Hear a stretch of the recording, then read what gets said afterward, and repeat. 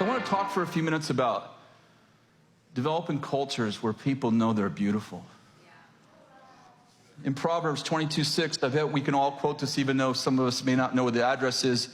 If you train up a child in the way they should go, when they're old, they won't depart from it. When you train up a child in the way they should go, when they should go, then when they're old, they won't depart from it. How many of you understand that there's dimensions to the way they should go? We could say, well, we want them to be good people, and there's this universal thought of we want our kids to be good people. But how about if we actually went beyond good people and started thinking about God people? Like, who's living in your house? What if you started to get prophetic insight into the way they should go, and metaphorically speaking, you start taking pictures and you start to describe to your kids what you see. You're like, you look good in that. That is amazing. I don't know about you, but Proverbs is one of my favorite books of the Bible. And when my kids were growing up, they were supposed to read a chapter every day, and they usually didn't. I know which chapters they missed. Anyway, but do you know that Proverbs was actually the homeschool textbook of Solomon's life? Do you know that according to Chronicles 22:6, that God told David, you will not build the temple for me, because David said, I had this temple in my heart, I want to build it. And God says, you're a man of bloodshed. I don't want a violent man making something permanent. So your son, you will have a son, his name will be Solomon. This is before Solomon was born. And he will build the temple, this permanent structure for me. So when Solomon was born and got old enough, David began to repeat the prophecy to Solomon. God said, listen, I want to build a temple. And in the story in 1 Chronicles 22 is David telling his son about his history in God and telling him, I wanted to build this temple. I gathered all the money, all the materials for it. And then God said, no, you can't do that.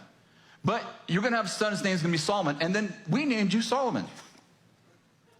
So David has all these sons, all these wives, but he's got one son that he knows by God is going to be king. And he begins to raise him and Bathsheba, his mother, raised Solomon to be king. And Solomon recalls that in the Proverbs. He says this in Proverbs 6:20.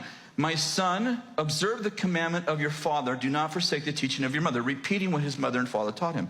Bind them continually on your heart. Tie them around your neck. When you walk about, they will guide you. When you sleep, they'll watch over you. When you are awake, they'll talk to you. What's he talking about? These are the things my mother taught me. These are the things my father commanded me in. And he said, listen, these things, Solomon, you'll need these the rest of your life. Ladies, how many of you like Proverbs 31? I thought probably most women's favorite chapter in the Bible, or at least one of them. And it begins like this: the words of King Lemuel. I don't know if you know this, but when I wrote the book, Fashion to Reign book about women, empowering women, I did a study on Proverbs 31 for obvious reasons. And Lemuel actually means beloved, or the one who God loves. And it was the name that Bathsheba gave to Solomon when he was a boy. This is not a story of another king. This is the story of Solomon. And listen to what Bathsheba taught him in the first few verses of chapter 31. The words of King Lemuel, the oracle his mother taught him. What, O my son, what of the son of my womb, what of the son of my vows?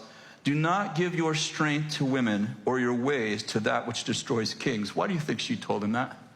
This is Bathsheba. Remember Bathsheba? What did she say to him? Do not give your heart to women. Be careful, Solomon, because that destroys kings. How did she know that? Because the man she married committed adultery with her and killed her husband. And she begins to tell him, do not give your strength to women. It's not for kings, O Lemuel. It's not for kings to drink wine, or rulers to drink strong drink, for they will drink and forget their decrees, and pervert the rights of the afflicted. Let them open your mouth for the mute, for the rights of the unfortunate. Open your mouth, judge righteously, defend the rights of the afflicted and the needy.